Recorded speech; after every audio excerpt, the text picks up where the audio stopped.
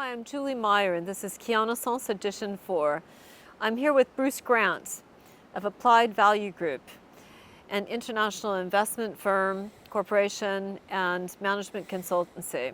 Bruce, thank you so much for joining us here. Thanks for being invited. Absolutely. Now, Kia, Greece. Why'd you decide to come? I asked you to come and you said yes, Right. but what else? It wasn't just, I hope it wasn't just that I asked you and you decided to come. Was it intriguing? Did you need a break? Did you want to think about helping me build out Kia Valley or the people? What was it about the decision to come?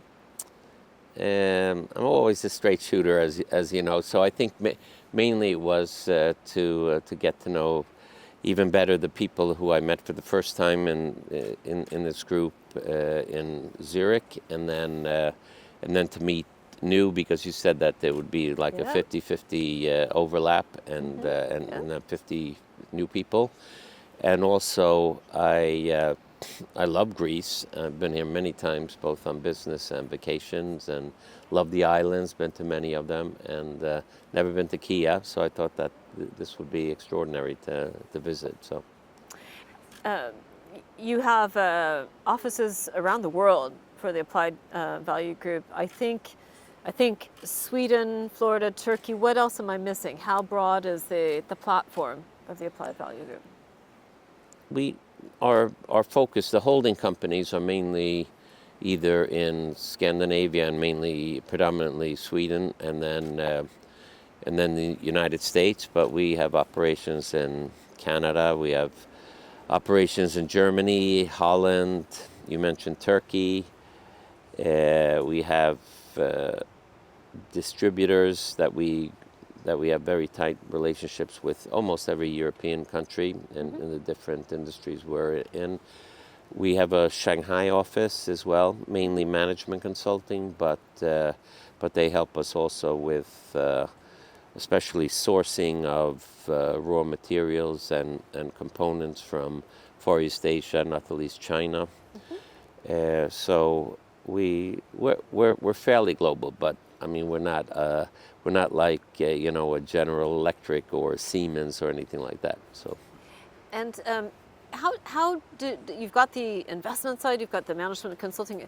Is this a Chinese wall like is it one big team and then to the contrary? So all of the partners in the management consulting firm, they're on the boards, either as the chairman of the board of our investment companies, and we also use Applied Value Consulting to be able to do deal sourcing. We use them also to do obviously due diligence. We use them then to put together the 100-day plan, and then we use them on and off to kick the tires and make them very efficient. And as you know, our concept is called lean growth. So step one is to make them as lean as possible, and then step two, then when they have achieved best-in-class cost and capital efficiency, we then push the accelerator and start growing. Is lean growth a concept or a strategy that really transcends cultural differences? Absolutely, and transcends every industry too. So it doesn't only work in like the auto industry, because we all know that lean got born in the auto industry in the 80s, but we use the same methodology irrespective of which industry we're in. So. And you also find time for a platform called Hand in Hand. Yeah. And you're deeply involved. Yes. It's not something that you just give money to. You No. really make. How did that come? And how did you decide that you had to do it? Right. It really was that I was the number 2 guy in the Stenbeck group of companies in Sweden. The founder of the group, the late Jan Stenbeck, he passed unfortunately soon 21 years ago. But we worked day in and day out together for 6 years, and before then I was a management consultant to him. And we did everything together. It was such a fun time in my life, and then he passed suddenly. He had very young children. Politics kicked in, and I just felt like, I'm not really happy any longer with that, and it was also a little bit déjà vu feeling too, because when I was 10, my dad passed away, and Jan was age-wise something in between an older brother and a dad, and it was like, okay, now this happens again, and I felt like I was on my own and a little lonely, and then a lot of I had to regurgitate my value system and see his life just about making as much money as possible, and having the nicest cars, nicest boats, nicest clothes, nicest everything, and I came to the conclusion that no, that's not deep down inside what makes me happy and what will make me happy going forward, and that's when I started getting more and more engaged in social impact issues, and then Percy Barnaby, the guy who merged ASEA with Brown Boveri, which became ABB very successfully, and then he was also the executive chairman of the whole Wallenberg group, which is by far the largest industrial and commercial group in the Nordics. And he had a similar experience when he was 62. I was 44, I think, when Jan passed away, and then so there was an age difference there. But he felt like he wanted to do one big, thing in his life before it was too late, and so he said that he wanted to take all of his business experience and some of his money. He wasn't very wealthy, but of course, as an executive for so many years and successful one, he had some money, and that's where he, together with an Indian woman, started something called Hand in Hand 20 plus years ago, and since then, Hand in Hand has been able to create 9.3 million jobs for the poorest in India and Africa, mainly Eastern Africa, and we're now keeping on growing, not in a linear pace, but exponential pace, and so I do spend a lot of time there as the chairman of the board, and so we give money, and we published, and it's on your website also, our social impact report from 2023. So in most companies, when they publish social impact reports and they talk a good game, we actually do a good game. We actually put our money where our mouth is, and we also spend a lot of time on pro bono work for different social causes. Do the people in your team around the world, do they ask if they can be more involved in hand? Absolutely. Yep. And all of our portfolio companies are involved, and we do projects in everywhere where we have a significant operation.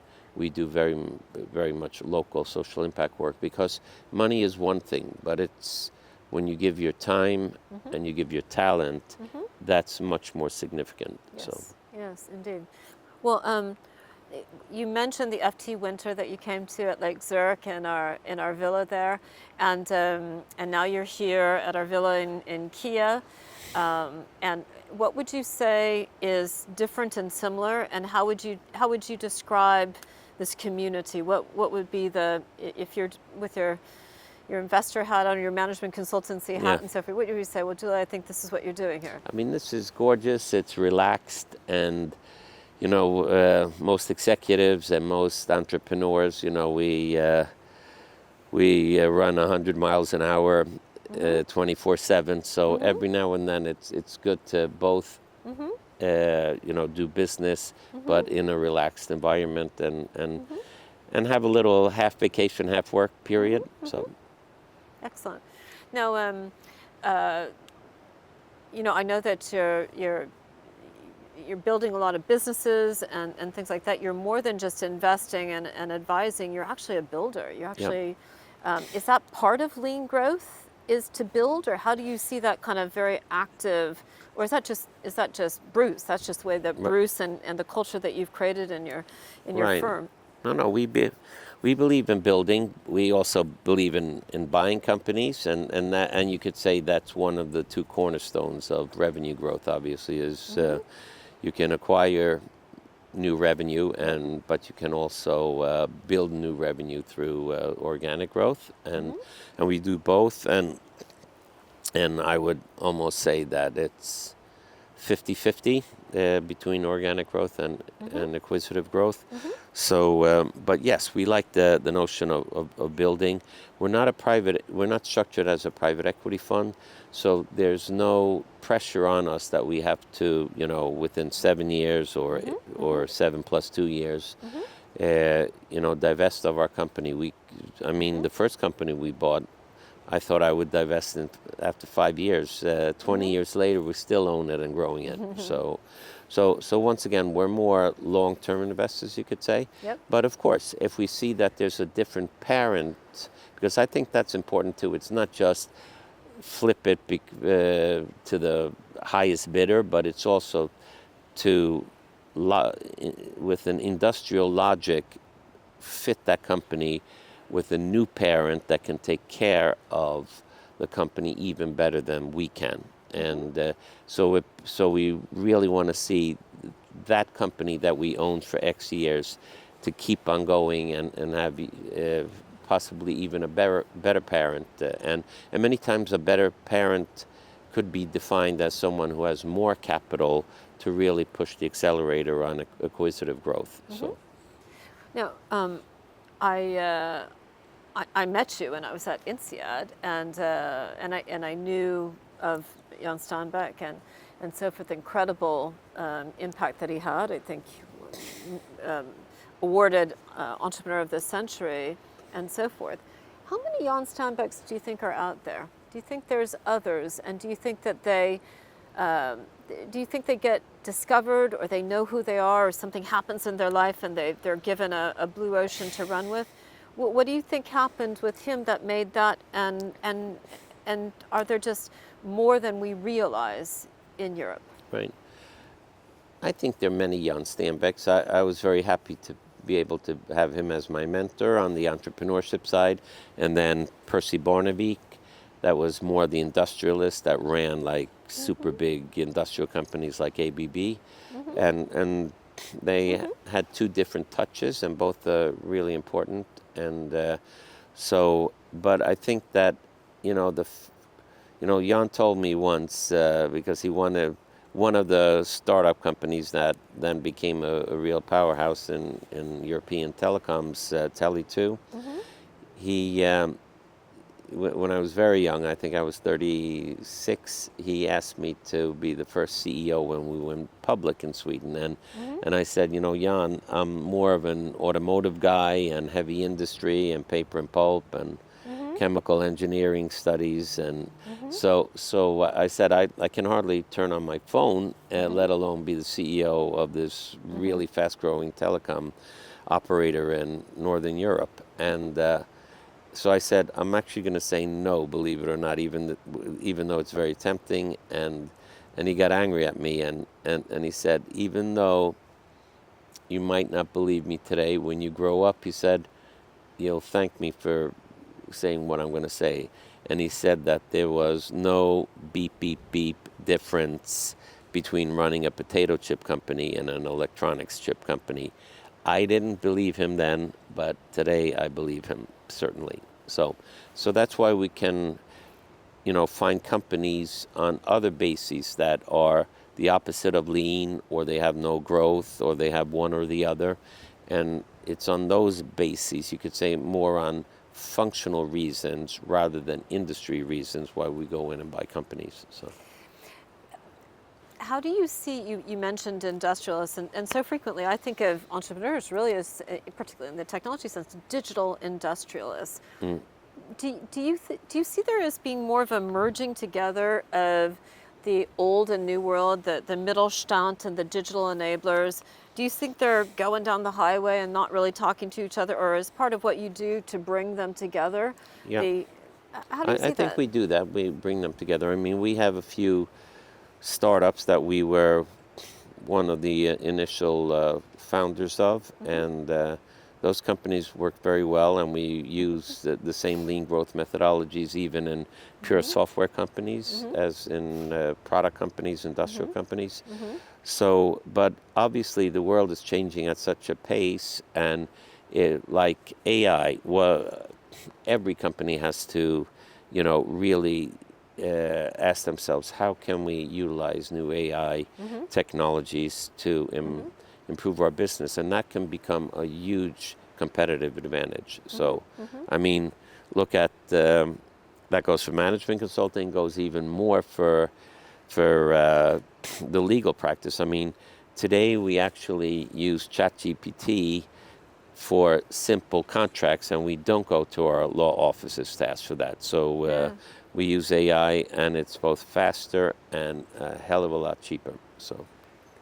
Well, I'm looking forward to your keynote tomorrow, and I thank you for your partnership with Keanaissance. Yeah. It's been wonderful to start 2024 with you, and I see how people they naturally gravitate towards you, your wealth of experience, and it's fabulous to have you as part of our community. Well, thank you. I'm Thank you proud very to be a much. part of it. Thank you. Thank you. This brings us to the end of this edition of Keanaissance Edition 4. I'm here with Bruce Grant, Chairman, the founder and CEO of Applied Value Group, one of the leading investment corporations and management consultancies globally in terms of lean growth. Also the chairman of Hand to Hand International, which is a social impact organization. We'll be sharing with you his keynote here at Keanaissance Edition 4 in the next couple of days. We thank you for tuning in, for joining us, and we'll see you next time.